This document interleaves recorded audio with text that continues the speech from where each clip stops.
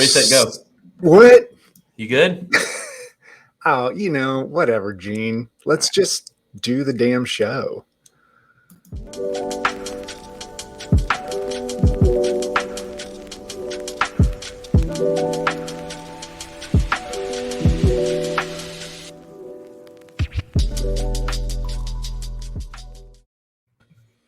What's happening? I was remixing that song with my mic volume Ooh, while we were coming in, and it totally changed the whole interesting. just the whole feeling. I'm like really excited now. DJ Carl. Oh, you don't even want to. You don't. Hmm? No, I do. you don't. Actually, I you do. don't. Do you though? Gene, how was your Father's Day? Oh, Father's Day was excellent. Excellent. It rained, Yeah. which put a damper on the grilling out, but otherwise it was awesome. Well, I'm sorry to hear about your damper. I think my family likes me. Oh, that's what? That's it's beautiful, man. How about your Father's Day? What'd you do? It was fine. No, it was good. I got up and I was so happy. I woke up. No, we went and oddly enough, we hung out with my mom for a while because I got to use my Father's Day. What do you want to do for Father's Day? To say, hey, I would like it if we could all go see my mom. Wow. So she'll stop asking me. Wow. Why doesn't anybody come over? I mean, I'm there every week, and I'm like, hello. But then we hit up Jack's Craft, which is this like local little brewery place. They had somebody grilling in a green egg, so we had some good barbecue and some live music. Love the green egg. Yeah. More importantly, I love what comes out of the green egg. More importantly, I love when somebody else gets it out of the green egg, because even though I went to green egg school with Greg Hoy in Atlanta. That's right. I remember he was doing those. Yeah, it didn't take. Well, so come over to my house. We'll get takeout. That's awesome. I did make some good steaks last night, though. That sounds tasty. And they were. Taste delicious. Gene, when it comes to tasty, one of the things I like to cook up? Ghosts. I like to cook up ghosts, Gene. Ghosts? You mean when someone ghosts you? Wow. Once again, amazing segue. A segue into this week's email newsletter. Whoa, I didn't know you were going to do that. Yeah, surprised you, huh? That's yeah. So should we just read it out loud to everybody? Hey, everyone. Yeah. No, it's a little preview. I like it. I like it. I want to find a way to hack in there so that when it comes up, it's inappropriate. That would be a thing. That would be a thing. So we're talking about what happens when potential clients, prospects. You may call them prospects. You may call them clients. You may call them prom dates. What happens? You ask them a question, Gene. You say, "Hey, we've been talking about this for a while. I'm not doing the prom date thing now. I'm talking about the prospect. Let's be very clear. Let's be clear. It's been a while since you and I went to prom. Well, yes, it has. Ever since that court order. Okay. So you go through the whole process. You get to that point where you've got an agreement and it feels like they're going to sign it. It could be an approval via email. It could be whatever. And then whoosh, nothing. Silence. Even the crickets are shushing other crickets. What's the longest you've gone before you because there's kind of a game there too, right? Just like you would play with a person, like, oh, I texted them, they text me back. How long do I wait? I mean, it's kind of the same game with a client. Like, how long do you wait? Well, it is. I think it's until you're going to miss payroll. Because that's the thing you don't think about, right? Like, that's the other pressure is if this doesn't come in, I've got to have something else come in, right? Because ultimately in digital services, no matter how you bill it, you're selling availability. Yes. And if somebody says they're going to be there and then they're not, suddenly you're available. kind of screwed, right? And then you've got a fire sale. Yeah. You're just like, hey, all hours, half off. I'll do whatever website Yeah, come you on need. in. Yeah. But yeah, so it's not only how long, I think it's how many times do you really, how many times are you going to nudge them? Right. How many times are you going to do that kind of stuff? And Right. I think one of the biggest things to understand, especially, I mean, a lot of us have been in this situation. I mean, this is a human thing too, right? Like, just like we talk about in the show all the time. It's not just about business. It's not just about running a web shop. It's just kind of humans. We're right? in the business of people, Carl. We are. We are. Well, you are. Am I? I am. I don't know. But what I was going to say before Did I throw you there? Not very far. Okay, cool. But why? Why is it that a prospect just goes silent? Right? Why do they go down into the depths like Godzilla? That's a good one. Yeah, I mean, there's lots of reasons. To come back. You put a few reasons in the email here. Where did this come from? Where did this come from? Oh, I found somebody's blog post and I just ripped it off. Awesome. That's how I usually do things. Yeah, there was a conversation in the Bureau Slack, like always. And then I just really played off my personal experience. You know, it's nice. When you've done something like this for so long, and then there was a lot of conversation in there. There was a lot of good stuff in there that played into it. But I think the thing that you understand after a while is that there's a reason why they didn't respond. And it's not that they're a jerk. Right. Or that they're dogging you. They didn't like come all the way to the edge and go, let's do this. And then didn't. And you know, one of the things I learned early on, and this was from the advertising agency I worked at, if you send out a message and don't get a response, it's probably more a reflection of the message than it is the individual. So like if you've ever run a company or you've been in charge of something that's kind of big and you're like, I'm going to send this, and it's changing structure, or we're going to have a reorg, or which is also changing structure in case I'm just seeing if you're awake, damn it. I don't know what you're talking about. Or maybe it's, you know what, we're cutting back on holidays, or the bonuses won't be that big, or they'll be much bigger, or whatever. And you're thinking, I'm going to send this out, and then it is going to be so noisy with the response. And then it's just nothing. And it's because people aren't sure how to respond, right? Now, when it comes to a prospect, and I think this is one of the things to understand, is that it could be they didn't have the authority to give the approval. Right. Which is usually, I would say, probably mostly the case. I think so, depending on who you work with. Yeah, they got to go somewhere else, and they're waiting on that person. And yeah, and maybe it's they have to get the budget approved. Maybe they don't have the money, and they were embarrassed to tell you. Yeah. I mean, you've been there, right? Oh, yeah. Where you're looking at buying something, and then somebody tells you how much it costs. And rather than go through the whole dance of, well, I don't have that kind of money for this, you just go, sounds great, bye. Yeah, I like that one. Especially when that's tied together with somebody you've worked with for a long time.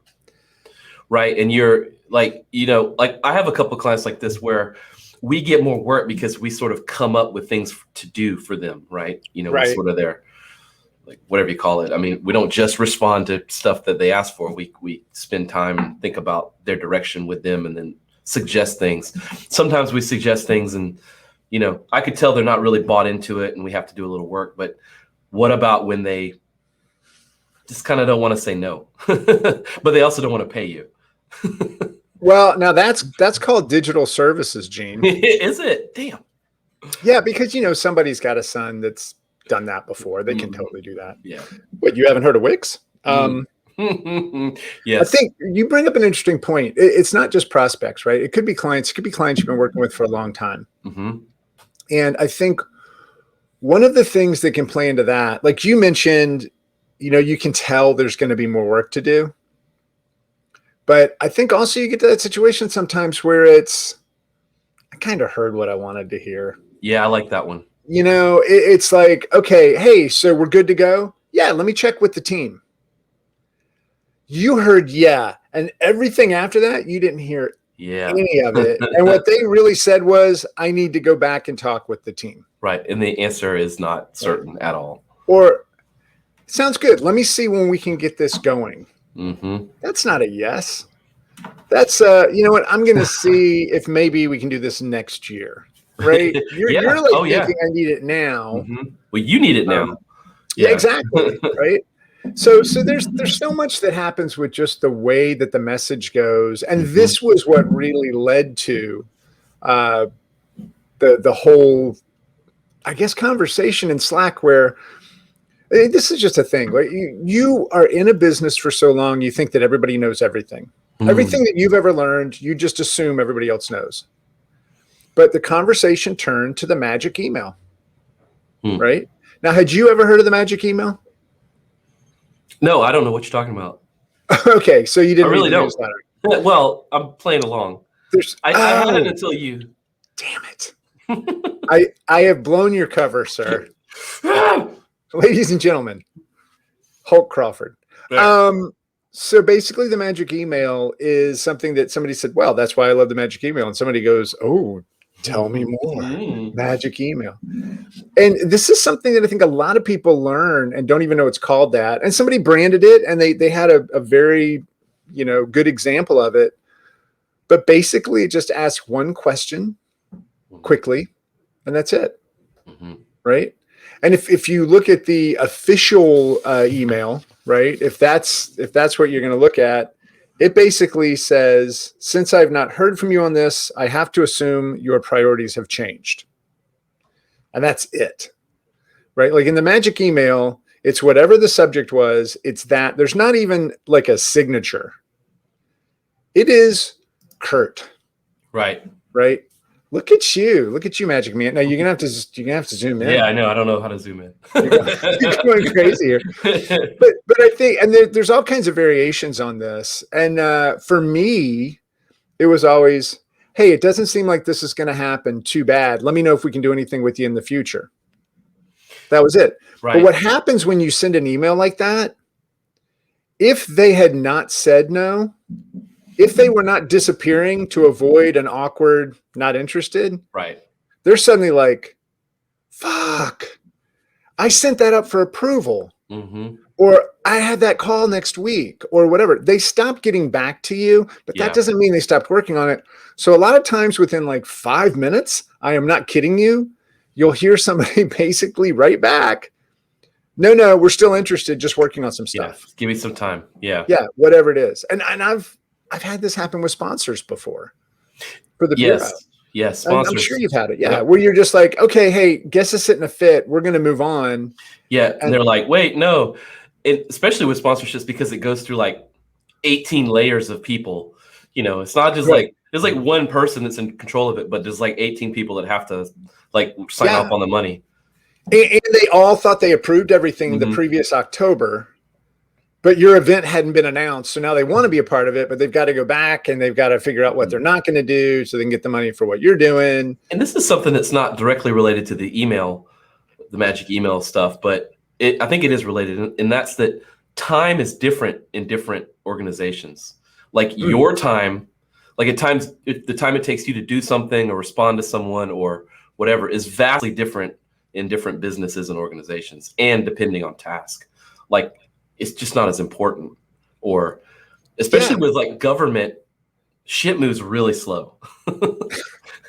Like, and the federal government is even slower. It's just how it is. Yeah. So this is hilarious because it's got me thinking about so many different movies, or even think about like the Flash, or think about Loki, where the Time Variance Authority, where people move in different speeds. Yep. And it was a Star Trek. That's what it was. And so like you see things happen, but you don't see the people because they're moving so fast. Yeah. I think what you just nailed it, right? Yeah. So like for us, we're moving at hyperspeed because we need to get this in the door because it's going to mean so much so that we can survive another 3 to 6 months. Right. Like, whereas they're moving slowly and they're like, you just called me 5 minutes ago, even though it's been 5 days. Yep. Because this is not their main job. Yep. And this usually takes some months. Yeah. Yeah. And even though they may have said yes, the other one that happens all the time is they think they're going to get the yes any minute now. So they don't want to reply with a, hey, still waiting. Appreciate your patience. Yeah. They want to say, yeah, we're a go, but they've got to wait. So when you send that magic email, right? When you send that email that gives them only one option, which is to stop you from closing the opportunity, right? And we always called it the takeaway before I heard the magic email. It was just like, hey, it doesn't look like this is a fit. We're going to go ahead and move on. Then that's when they're just like, we are minutes away, which is probably, again, days or weeks. But to them, Gene, you cracked it, Gene. I'm a genius. You know, I am going to have to call Luther and tell him that, unfortunately, the co-hosting spot is not available because Gene Crawford nailed it. I filled it. You did. I like it. You did. You watch Rick and Morty? Actually, I'm just going to ghost Luther Yeah. at this point. Yeah. Yeah, I've totally watched Rick and Morty. Yeah. The season premiere episode is all about time. It's really funny. Can't wait for you to see it. There you go. Maybe we could watch it here. Yeah. Bring it up on the screen. We could, and we'll just watch Rick and Morty. Our ratings will go through the roof. It'll be a reaction video. All right. That's what people want. Yeah. Two white guys watching Rick and Morty. Oh my God. All right. I'm intrigued by this. I want to call it a awesome link, hot link of the week or whatever. This 50 things keeping you from scaling your agency. It was the hot link. No, because we have a hot take. Can't be the hot link. No. A hot link and a hot take? Okay. You know what? This was the popular link of the week. Popular link. Pop link. Popular link. I like it. Popular link. And it was, and this is a longtime bureau member, Peter Kang, who runs Barrel up in New York. He wrote this and he dropped it in the bureau Slack. We have a channel called Share, and we have a self-promotion channel. And it was just one of those things for me when I was looking at it that I was like, yeah. I mean, there are 50 things listed. Yeah. It holds you from scaling your agency, right? So for those of you not watching the video, they can't see when Gene pops that up. Subscribe to the newsletter and then follow along, and then you'll get it. But Peter wrote an article called 50 Things Keeping You from Scaling Your Agency. Okay. And he's got some other articles linked from this. So it's a really great resource. And that's why in the newsletter, it was far and away the most popular link. That's awesome. But what I love is that he also kind of categorized these into 3 categories, or he calls them themes, right? And these themes are the main reasons why you struggle to scale your shop. And I have to say, there are very few of these I would push back on. I think one of the things that is kind of teased out in those 50 is that we have an inferiority about the stuff that we're doing. Yeah, the 3, the fear, lack of discipline, and lack of systems and process. Yeah. Those cut deep. Yeah, they do cut deep. And those themes that he puts the 50 in. But when you look at fear, I think one of the things, for me, I loved Engine when we were 4 people. I mean, I did. We were 4 for most of the early years. And then we grew, and it was great. We were around 8 to 12. Then we got up to 40, and we were able to do stuff we could never do before, right? I mean, that was a thing. But I loved that size. Now, here's the thing. We struggled financially when we were 4 people because everybody was making the money. Right. So I think that when you look at fear, I think a lot of times we don't look to scale because we're worried it's going to take more time. We're worried we don't have what it takes to run a big place. We left a big place, so we don't want to do it. Again, that's kind of fear-based because we think we're going to build where we left. But yeah, I think fear is... It's a big one. Just a huge one. And the responsibility of all these people and their mortgages and their families, that was ultimately what burnt me out at Engine, was worrying, waking up in the middle of the night, knowing that something didn't happen and thinking that I was going to impact somebody else's life. That's just a tough thing. And that fear one, there's a lot that relate. I don't know if he did it equally or not, but like there's a lot of them that relate to that. I'd encourage everybody to read through those and really do an honest gut check. It's even 1 and 2 person shops all the way up to the 40 or whatever. I worked for a company that had like 300 employees, and even at that level, the CEO was approving expenses as low as like $100. Yep. And I remember thinking, like, what the fuck? Like, dude, there's like 300 people here. Like, how are you? What do you care what laptop I buy? Like, just give me a budget, give everyone a budget, and let them just deal with their shit. But no, he had to like sign off on everything, and I think it was because he had a fear of letting go of that particular part, because that's what he did early on, and he felt like his value was tied to making those decisions when that's a minuscule decision. It's like a $20 million a year company. Like, a $900 laptop is not gonna, if that breaks your business, you got deeper problems than you approving that line item. Yeah, that's definitely, if somebody's holding on to stuff at that level, especially if you're, that size, both in terms of financially and humans. And the moral of the story is they're not around anymore. That's right. I mean, it's something to learn there. You had some challenges, right? Because if you're also doing all of that, you're not doing, you're not guiding the ship because you're busy shoveling coal. Yeah, it's like, and also that's really bad for the environment. So you might want to rethink your business model. To go solar, yeah, that's horrible. But then lack of systems and or lack of discipline. Yeah. I think I definitely had that one because, I kind of came into the web when it was that whole lifestyle concept. Mm-hmm. And I was like, maybe I won't work today, Maybe I'll play Warcraft for 3 months in a row and almost lose my business. I never did that. No, I wasn't a Warcraft player, but I definitely did the video game thing instead of working. I mean, when you like, you're like that 4 or 5 person stage and you're all playing the video game. Yeah, or you round robining and whoever loses has to work while the others get to keep playing. That's what we used to do. Smart. Yeah. That's how you get rich. Yeah, we were playing Guitar Hero, and if you lost, you had to go back and work, and and then the next person would come up, and you would just go through the day like that. But that's not just lack of discipline. That's just having fun. It's just But that was why being awesome. That was why people wanted to be us. Yeah. But then you get to that moment of fear where it's like all of this could go away, and suddenly you're disciplined for like 2 days. Yeah. But the ongoing discipline, and I think the systems and processes, that's the other one, lack of systems and processes, I think comes right in there. If you're not disciplined, you're not going to have those systems and processes. And we're working on this with the digital agency maturity model. You get up to about 25 people, 20 to 25. Your old system of just everybody knowing everything doesn't work. Right. You suddenly have to have new procedures. You have to have a talent pipeline as well as a business pipeline. You're going to have some people that are rolling over. You're going to have all this type of stuff. Yeah. And that for a lot of people, I think that this was, I can't remember who said this originally, but the person who got us here is not necessarily the person that's going to get us there. Ooh. So a lot of times when you're the person who founded something and you get into the 20s in terms of the number of people, maybe you're not supposed to be running it anymore. I think that was definitely a case with me. Right. Huh. That's interesting.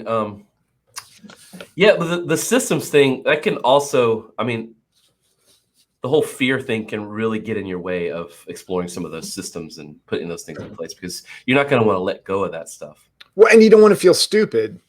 And so you start reading about these other ways and you're like, I mean, honestly, Engine took off and started doing great the less I was involved. And I think it hurt, but it's kind of great too. Yeah. Yeah. So it's like, it's definitely one of those things, but I just, I want to thank Peter and I'll make sure that he knows that we spent some time on this, because I thought it was a great, it's a gut check. It really is. Everybody should go through this. I think, I don't know, I don't have any experience of running a business for any amount of time over like 20 and over people as an organization, but it still feels, a lot of this still feels like everybody should read through this and take stock of where you are, and maybe just a little, couple of points list of like shit I need to work on. Because I did. Gene, it's come to that time in the show where we do our hot takes. Hot takes. Now, it was not a hot link. It was a pop link, popular link. This is the hot take. Gene, Hot take. what's your hot take of the week? Hot take of the week. I like the vacation link. That was the number 2, right behind by like 12 clicks. So, but yeah, well, it's a big issue, and it ties into everything we've been talking about, and that's, I don't know, you kind of get this hero syndrome, right, where you're like the guy that runs or the gal that runs everything. Everything goes through me because I'm awesome and I make it happen. But then, how in the hell do you go on vacation? Well, do you do it because you think you're awesome, or you do it because you're worried everybody's going to find out you're holding on by a thread? Whatever reason. But yeah, whatever reason. I mean, whatever reason, it's still wrapped in your ego, right? Yeah. It's whatever that is. You're micromanaging because you're the only one that can do it. You're micromanaging because you're scared somebody's gonna mess it up. Like whatever the thing that's driving that ego. It's going to keep you from having a good vacation. I promise. So how many vacations have you spent with your family at some point, huddled away on your laptop, answering bullshit, calling people, texting them while you're like, I'm coming to the pool. Y'all just wait or whatever. Oh, no. For me, I always wait until they're busy doing something. And you just kind of drift away. Yeah. Yep. And it's always like, I mean, even like last night, I got home and Alyssa, who's 18, she's like, do you have to work? And I was like, no. But I'm going to think about it while you're doing your thing. But you know what I say now, which is really the truth? There's stuff I'd like to do, but honestly, I'd rather hang out with you. Yeah. Yeah. But so that article really just... It made me think about all that stuff. And, I'm at a point in my life now where, I can take, for the first time in like forever, past couple of years, I've taken vacations and genuinely never worked on anything. I wound up working on my own stuff. Like I wrote my own blog posts and like thought about my own like other things, as opposed to, some client needing some shit done. Yeah. It was awesome. It was awesome. I'd never experienced it before. And I can't count how many, vacations, we spent a lot of money, traveled really far to some location. And then I've just like spent 20% of the time working on some shit in the hotel room. Yeah. Or wherever, like up before they get up, and then they're up and you put it away for a little while and then you're tired and you're cranky because you've been working and you're like, y'all haven't done shit, and it's the whole thing. You tell your family they haven't done shit? No. But like, it's a problem. Then after a while, it's like you're the guy that never you're never there. What's the snarkiest thing you ever said to your family because you had to work and they wanted to do something else? Oh, no. I don't even remember. I would never do that. That's a good way to get your ass beat. That's just I've done it. I've worked. I've made people mad, but I'm not stupid enough to like poke the bear and make them. Well, I am. Oh. And I'll say something like, well, I thought it might be nice to pay for this. Woo. Gene, I will tell you that does not end well on any level. I do see you have all your teeth. That's impressive. I did. These were replaced recently, but yes. Damn. Yes. Oh, that's exactly what happened to me. Like, slap. Yeah, that's pretty good, man. You got a set. Yeah, I felt bad about that. Well, yeah, but I mean, I stand by it, but I shouldn't have said it that way. Oh man, the myth of like, I'll take this project so we can pay for a vacation. That's awesome. You're just telling yourself a lie. You're just, you know what? You just have to keep feeding the beast, and that's just what's going to happen. That's all it is. And I think, go through that other list too, the 50 reasons of scaling your agency or whatever. We do it to ourselves, man. And I think a lot of it is ego driven. And as much as we are bitching about like, well, I'm on vacation, I'm going to work. I think we still like it. There's something inside of all of us that run these firms, agencies or whatever, that we like it. And it feels good, even though it's pissing everybody off or whatever. It's our own fault. It feels like we're needed, and being needed is one of those things. Like I remember reading this whole, it was an article about people who are paranoid. And the reason they're paranoid for this segment of people who are paranoid is that they would rather think there were people out to get them than nobody cared. Yeah. They would rather be paranoid to the point that they're scared to open a door than they would be to think that it doesn't matter, right? Nobody even knows they exist. Mm-hmm. So they create a world where there are people who are out to get them because at least those people care enough to spend their time trying to get them. How sad is that? I believe it. It's funny. It's funny, man. What you got? You got anything? Was it that one for you too? My hot take of the week? Yeah. Why, no, it wasn't, Gene. I'll tell you my hot take of the week. And this really does come again. Peter, we should have you on the show. It came from reading that and thinking about Engine and thinking about the Bureau and thinking about things that I've been instrumental in putting out into the world, right? Like I may not have created them. I didn't do it by myself, but I was definitely part of it. I think what it was for me this week when I started looking at all this, and also when I'm thinking about 2022, it's that things fall apart when we stop creating and we start protecting. Like we get to this point where like, oh, this is pretty good. I don't want to screw this up. I'm going to start worrying about what happens if this comes to fruition instead of what would be really cool now. Right. It's like when you get to this point and I tell everybody this because I think it's completely true. You are at a better place in your life to succeed right now than you've ever been before. This is the time where you can make the best decisions because you know the most, you've experienced the most, and you have the most wisdom you've ever had. So why would you start protecting stuff instead of continuing to create it? So for me, that was really it. I got, and a journal, and I went like 3 pages deep on how I need to stop worrying about what happens if stuff falls apart and start building whatever's next. So that's interesting because I win. You did. That's where we all start, right? we've made the music album analogy, I think, on other shows before, and you always disagree and you come back with something witty about second albums. But I'll stand by it and say that the first album that a band puts out is awesome, and usually the second one sucks. Maybe the third or fourth one, but in the case of like some of these bands that have been around forever, they have the sound that they've engineered and they protect, and things have to sound like us. And that's why their music starts to suck, because they're protecting that business instead of where they started, which is like literally, fuck it. I don't know. We're just going to throw some shit out there and see if everybody likes it.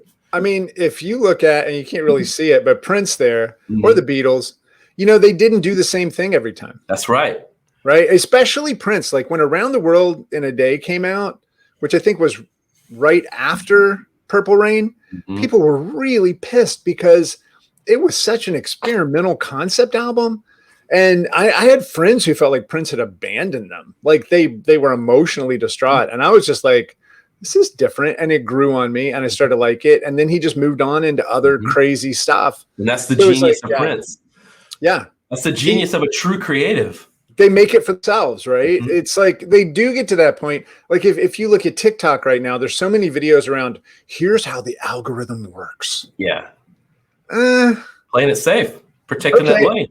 I mean, it's fine if there's certain tweaks you want to do, but if you have to create the same type of content every single time, like the video I watched today, it's like if you do a dog video one day and a workout video the next day, the algorithm doesn't know who you are.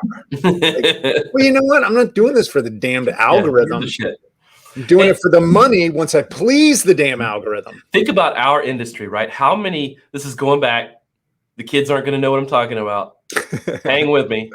But how many agencies or small shops or whatever do you know that stopped to exist because they couldn't make the transition from building Flash-based websites to CSS only based websites? They could not make that transition because there was a very specific type of group or firm or agency or whatever that did those Flash based websites, right? Yeah. A lot of them just went because they could not get out of that workflow or whatever it was that had them there, and they just couldn't exist. And then all the new shops that embrace web standards and stuff just ate them alive. Yeah. I mean, no, that's absolutely right. I mean, Engine was one of those Flash shops, but then we were lucky enough to have Travis Schmeiser come on the team, and he was a standards advocate, taught himself standards because he was bored and thought it would be a good way to, keep himself fresh. And then we rebuilt like half our portfolio of flash sites into standard compliant sites. So to your point, yeah, it's like we saw there was a better way. We saw we had been hurting clients. We didn't realize it. Although I will say there's nothing like a or the tiny little open site. Yeah. all that stuff.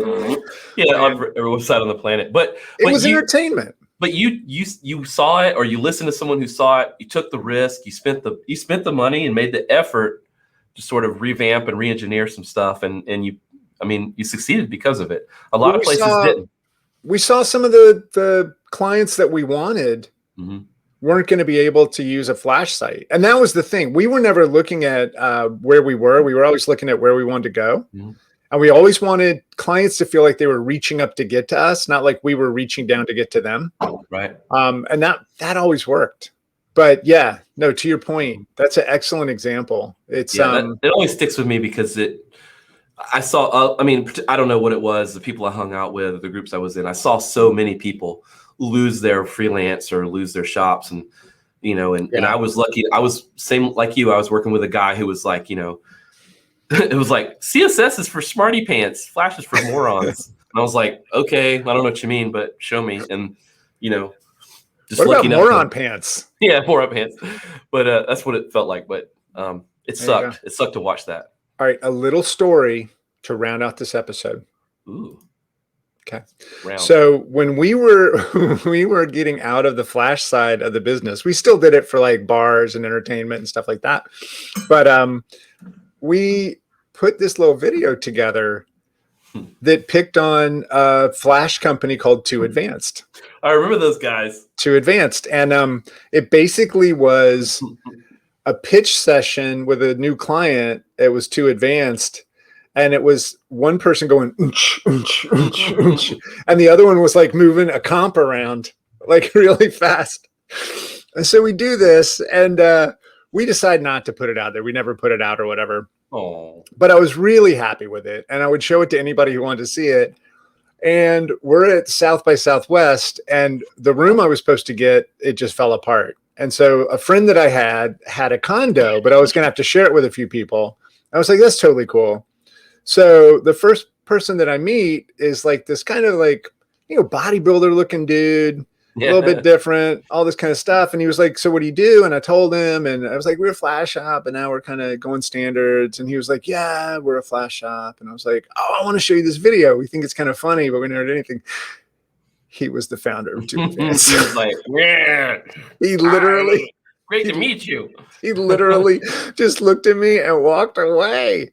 And I'm lucky because he wasn't dude. Tall, but he was a big dude. And so yeah, he was like a honey badger waiting to happen. And yeah, so just sometimes I think things are funny, Gene, and other people they don't. Not so much. So well, here we are. There we go. All right, man. Love and respect, Gene. Yes, sir. All you guys and gals, get the newsletter, please. You're going to catch hell for this gals thing. That's just not a thing. You don't say gals? No. What do you say? I say humans. I say men and women. All right. Humans of the Bureau. Humans of the Bureau. Take us to your leader because he's damn well not here. Get the email and stuff. All right. Sign up for things. Yes. See y'all.